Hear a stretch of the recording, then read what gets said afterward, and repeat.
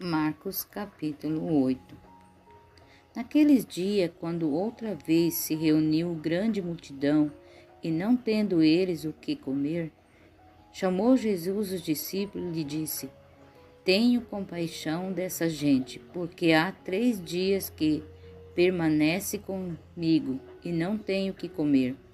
Se eu os despedir para as suas casas em jejum, desfalecerão pelo caminho. E alguns deles vieram de longe. Mas os seus discípulos lhe responderam: Donde poderá alguém fartá-los de pão neste deserto? E Jesus lhe perguntou: Quantos pães tendes? Responderam eles: 7. Ordenou o povo que se assentasse no chão, e tomando os 7 pães, partiu-os após ter dado graças e os deu a seus discípulos, para que estes os distribuíssem, repartindo entre o povo. Tinha também alguns peixinhos, e abençoando-os, mandou que estes igualmente fossem distribuídos. Comeram e se fartaram, e dos pedaços restantes colheram 7 cestos. Eram cerca de 4.000 homens, e então Jesus os despediu. Logo ao seguir, tendo embarcado juntamente com seus discípulos, partiu para a região de Dalmanuta. E saindo os fariseus, puseram-se a discutir com ele, e tentando-o pediram-lhe que sinal do céu. Jesus, porém, arrancou do íntimo do seu espírito um gemido e disse: Por que pede esta geração um sinal? Em verdade vos digo que a esta geração não se lhe dará sinal algum. E deixando-os, tornou a embarcar e foi para o outro lado. O fermento dos fariseus e o de Herodes. Ora, aconteceu que eles se esqueceram de levar pães no barco, e não tinha consigo senão um só. Preveniu-os Jesus, dizendo: Vede, guardai vós do fermento dos fariseus e do fermento de Herodes. E eles discorriam entre si: É que não temos pão. Jesus respondeu-lhe, perguntou: Por que discorreis sobre o não terdes pão?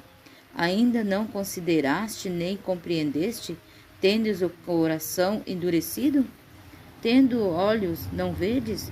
E tem ouvidos, não ouves?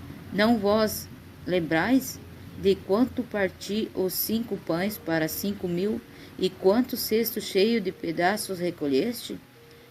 Responderam eles: 12. E de quantos parti os 7 pães para os 4.000, e quantos cestos cheios de pedaços recolheste? Responderam: 7. Ao que disse Jesus: Não compreendeis ainda? A cura de um cego em Betsaida. Então chegaram a Betsaida e lhe trouxeram um cego, rogando-lhe que o tocasse. Jesus, tomando o cego pela mão, levou-o para fora da aldeia, e aplicando-lhe saliva aos olhos e pondo-lhe as mãos, perguntou-lhe: Vês alguma coisa? Este, recobrando a vista, respondeu: Vejo os homens, porque como árvore os vejo andando. Então novamente lhe pôs as mãos nos olhos, e ele, passando a ver claramente, ficou restabelecido e tudo distinguia de modo perfeito. E mandou, Jesus, embora para casa, recomendando-lhe: Não entres na aldeia. A confissão de Pedro. Então Jesus e os seus discípulos partiram para a aldeia de Cesareia de Filipe, e no caminho perguntou-lhe: Quem dizem os homens que sou eu? E responderam: João Batista, ou outros, Elias, mas outros, algum dos profetas? Então lhe perguntou: Mas vós que dizeis que eu sou? Respondendo Pedro, lhe disse: Tu és Cristo. Advertiu Jesus de que ninguém dissesse tal coisa a seu respeito. Jesus prediz a sua morte e ressurreição.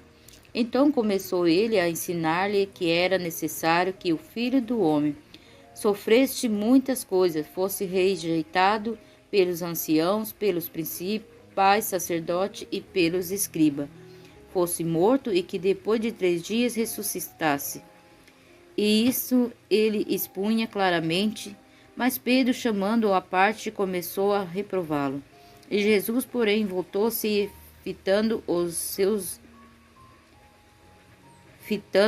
seus discípulos, repreendeu-o, Pedro, e disse: Arreda, Satanás, porque não cogitas das coisas de Deus, e sim das dos homens. Os discípulos de Jesus devem levar a sua cruz. Então, convocando a multidão e juntamente os seus discípulos, disse-lhe: Se alguém quer vir após mim, a si mesmo se negue, tome a sua cruz e siga-me.